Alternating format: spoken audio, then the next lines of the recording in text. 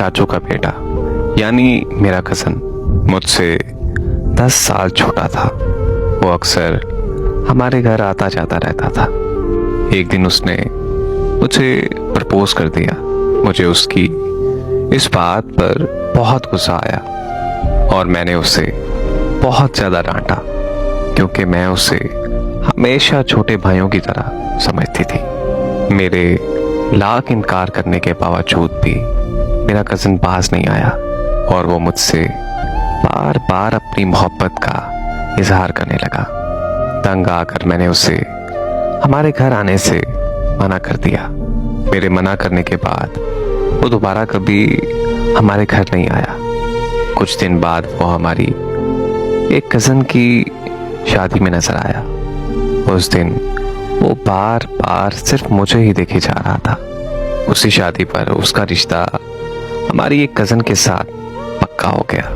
तो मैंने अल्लाह का शुक्र अदा किया कि जल्दी ही मेरी इससे जान छूट गई। फिर 2 साल बाद उसकी बहन की शादी पर हमारी मुलाकात दोबारा से हुई। वहाँ वो अपनी मंगेतर को छोड़कर सिर्फ मुझे ही देखता रहा। मैं जहाँ जहाँ जाती वो मेरे पीछे पीछे आता था। शादी खत्म होने के बाद वो फिर से मुझे मैसेज करने लगा।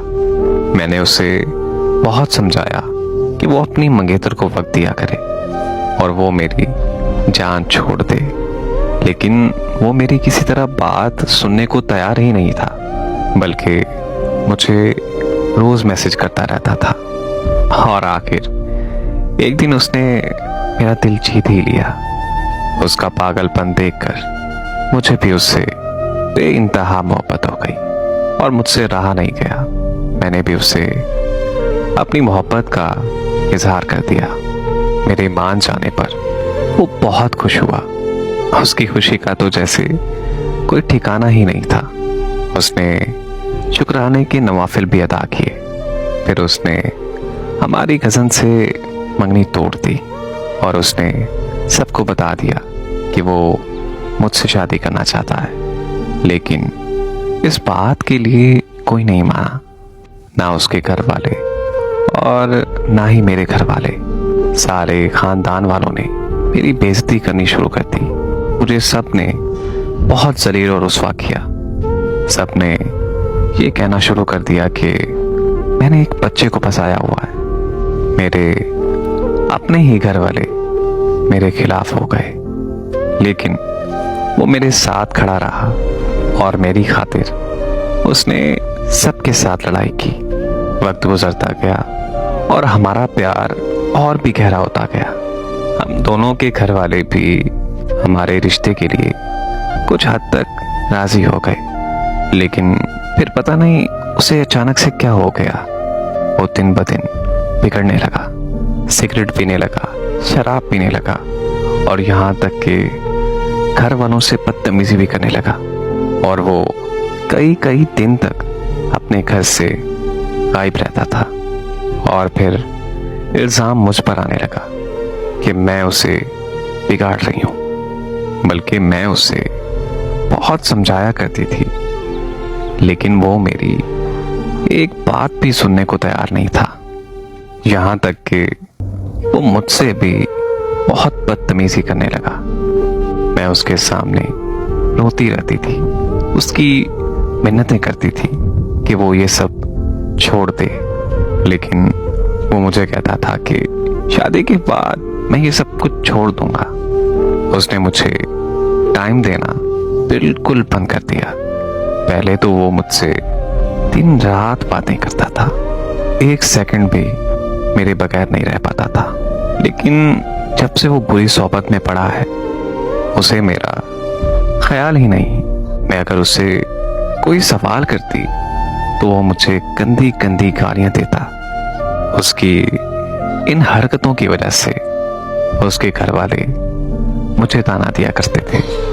एक दिन उसकी अम्मी ने मेरी अम्मी की बहुत बेइज्जती की।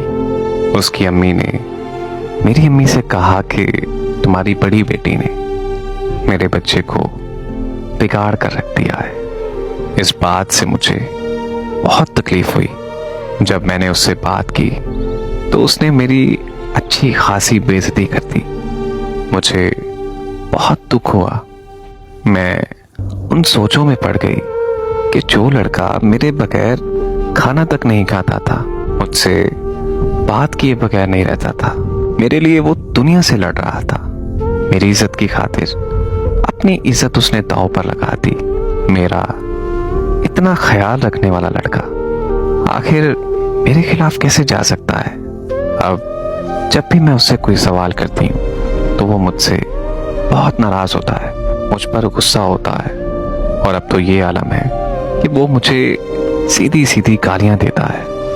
मुझे इस बात का बहुत ज्यादा दुख हुआ और आखिरकार मैंने उससे बात करना बिल्कुल बंद कर दी।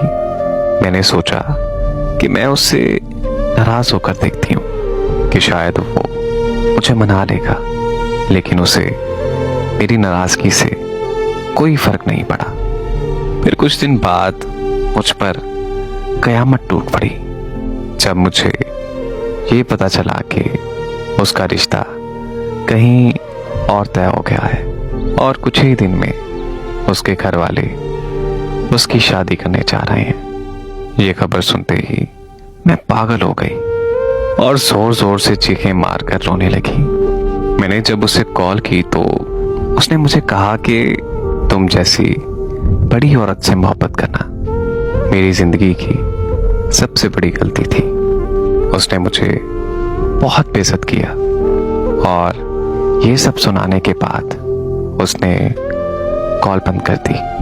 मेरी हालत देखकर मेरे माँ बाप उसके घर चले गए और उसके घर वालों से जाके कहा कि अपने बेटे का रिश्ता हमारी बेटी से कर ले, लेकिन उन्होंने उल्टा मेरे माँ बाप को जलील करके घर से निकाल दिया।